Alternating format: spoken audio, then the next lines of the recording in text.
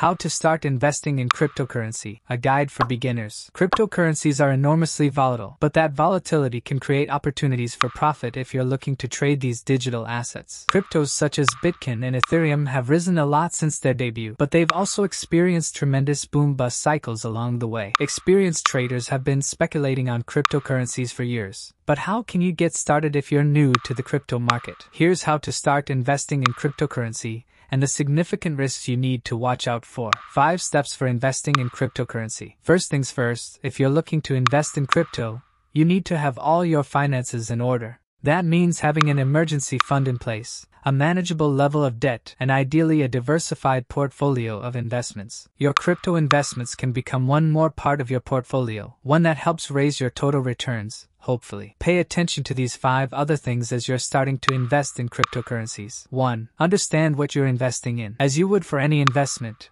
understand exactly what you're investing in. If you're buying stocks, it's important to read the annual report and other SEC filings to analyze the companies thoroughly. Plan to do the same with any cryptocurrencies, since there are literally thousands of them. They all function differently, and new ones are being created every day. You need to understand the investment case for each trade. In the case of many cryptocurrencies, they're backed by nothing at all, either hard assets nor cash flow of an underlying entity. That's the case for Bitcoin, for example, where investors rely exclusively on someone paying more for the asset than they paid for it. In other words, unlike stock, where a company can grow its profits and drive returns for you that way, many crypto assets must rely on the market becoming more optimistic and bullish for you to profit. Some of the most popular coins include Ethereum, Dogecoin, Cardano, and Solana. So before investing, understand the potential upside and downside. If your financial investment is not backed by an asset or cash flow, it could end up being worth nothing. 2. Remember, the past is past. A mistake that many new investors make is looking at the past and extrapolating that to the future. Yes, Bitcoin used to be worth pennies, but now is worth much more. The key question, however, is, will that growth continue into the future? Even if it's not at quite that meteoric rate, investors look to the future, not to what an asset has done in the past. What will drive future returns? Traders buying a cryptocurrency today need tomorrow's gains, not yesterday's. 3. Watch that volatility. The prices of cryptocurrencies are about as volatile as an asset can get. They could drop quickly in seconds on nothing more than a rumor that ends up proving baseless. That can be great for sophisticated investors who can execute trades rapidly or who have a solid grasp on the market's fundamentals,